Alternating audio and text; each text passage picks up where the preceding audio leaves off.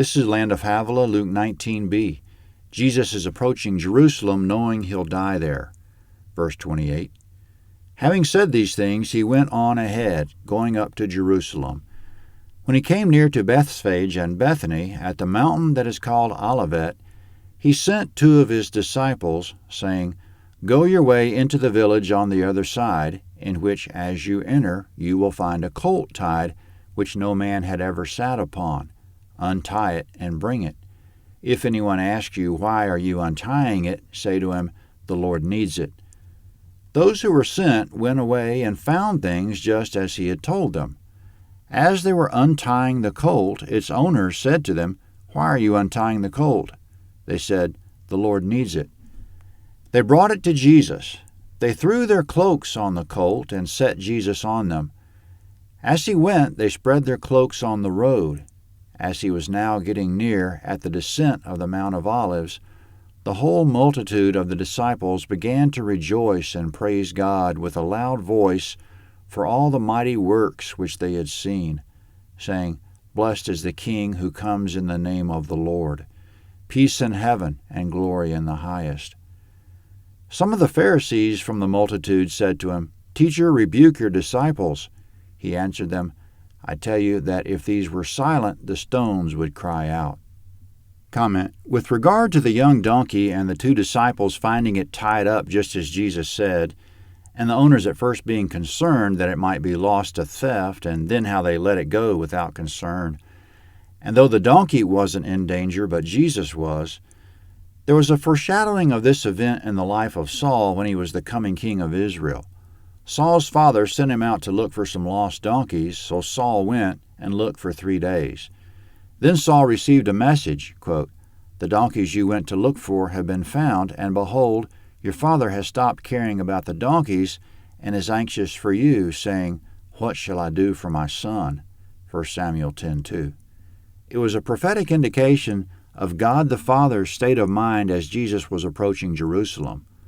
The Father, for all of time leading up to the crucifixion, was anxious for the Son, saying, What shall I do for my son? So this was an anxious time for the Father and for the Son as well. Jesus, quote, began to be greatly troubled and distressed. He said to them, My soul is exceedingly sorrowful, even to death, Mark 14:34.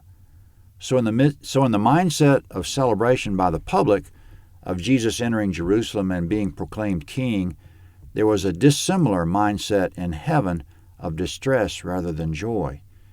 God said, quote, For my thoughts are not your thoughts, and your ways are not my ways, says Yahweh.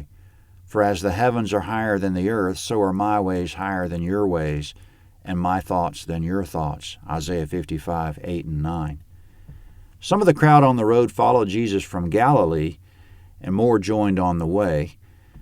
Then as he approached Jerusalem, the city was crowded with people attending the Passover, and when they heard he was coming, many of them came out to meet him and join the entourage, John 12:12 and 13. The triumphal entry was prophesied in Zechariah 9:9, quote, Rejoice greatly, daughter of Zion. Shout, daughter of Jerusalem.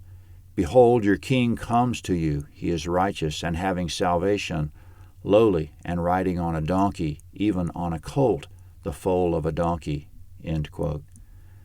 Whether the crowd knew it or not, they were quoting from Psalm 118:26, quote, Blessed is the King who comes in the name of the Lord, end quote. This was also what Jesus predicted when he was in Galilee. He said of Jerusalem, quote, I tell you, you will not see me until you say, Blessed is he who comes in the name of the Lord, Luke 13:35. The fact that all this prophecy and so much more was in place, that it all came to pass as predicted, was proof that these events were in the works for a very long time, and that they were happening according to divine plan. And further, it's proof that God's in control of events, even causing people to perform certain behaviors and say certain things. And he's in control of our memories, as the disciples are forgetting at this point what's about to happen, even though Jesus plainly told them. So as the people said, Glory in the highest. It's all a testament to the glory of God. Now coming up, though the crowd's celebratory, Jesus is weeping, but not for himself. Verse 41. When he came near, he saw the city and wept over it, saying, If you, even you, had known today the things which belong to your peace, but now they are hidden from your eyes. For the days will come on you when your enemies will throw up a barricade against you, surround you, hem you in on every side, and will dash you and your children within you to the ground. They will not leave in you one stone on another, because you didn't know the time of your visitation. Comment: Jesus wept over Jerusalem because he knew what was coming. In 66 A.D., 33 years after this, the Jews rebelled and took control of the city. 4 years later, the Romans brought in 4 legions, not just to retake the city, but to wreak destruction to the point that there would be no possibility of Jewish revolt in the future. They laid siege a few days before Passover in 70 A.D. The historian Josephus was an eyewitness. He said there were more than 1 million Jews inside the city at the time because they were gathered for the Passover. Over a period of 5 months, the Romans breached the city and destroyed it, including the temple, killed most of the people, and deported the rest as slaves. Josephus said at the time they breached the city, quote, everywhere was slaughter and flight. Most of the victims were peaceful citizens, weak and unarmed, butchered wherever they were caught, end quote.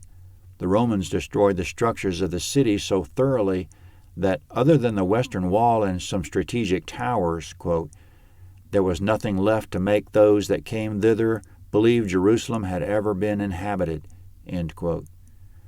Thus the fulfillment of what Jesus said in verses 43 and 44, quote, for the days will come on you when your enemies will throw up a barricade against you, surround you, hem you in on every side, and will dash you and your children within you to the ground. They will not leave in you one stone on another, because you didn't know the time of your visitation. End quote. Verse 45. He entered into the temple and began to drive out those who bought and sold in it, saying to them, It is written, My house is a house of prayer, but you have made it a den of robbers.